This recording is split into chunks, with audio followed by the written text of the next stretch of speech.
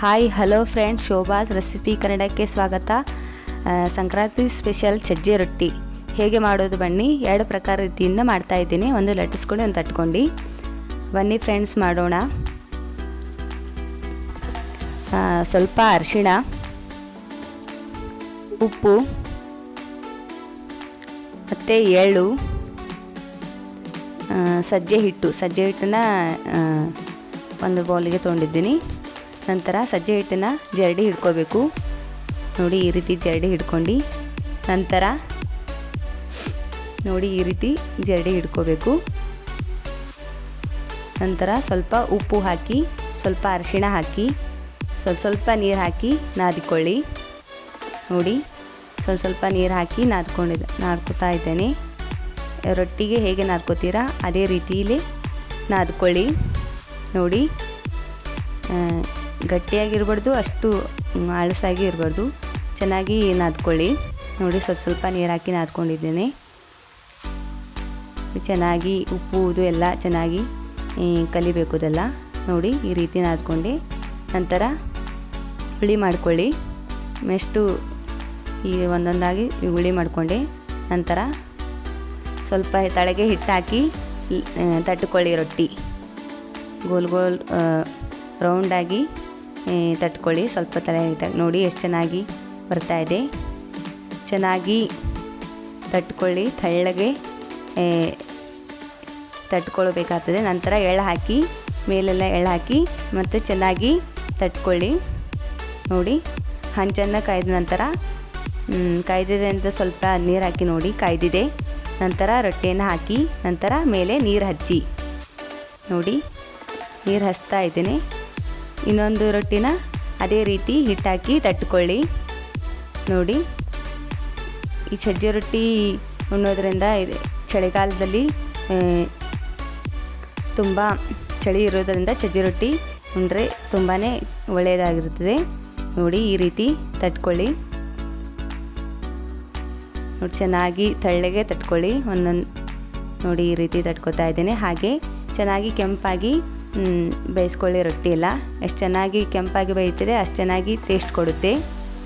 ನೋಡಿ ಚೆನ್ನಾಗಿ ಬೇಯ್ತಾ ಇದೆ. ಹಾಗೆ ರೊಟ್ಟಿನ ತಿರುವು ಹಾಕಿ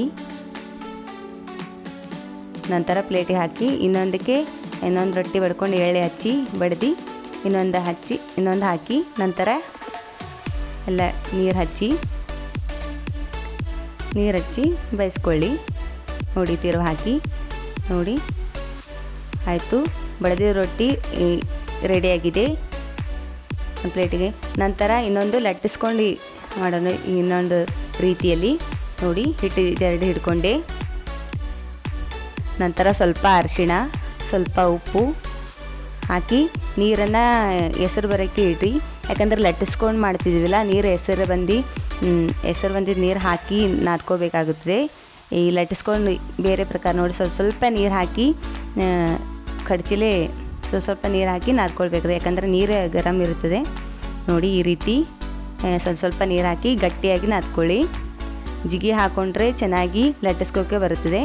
ನೋಡಿ ಈ ರೀತಿ ನಾದ್ಕೋತಾ ಇದ್ದೇನೆ.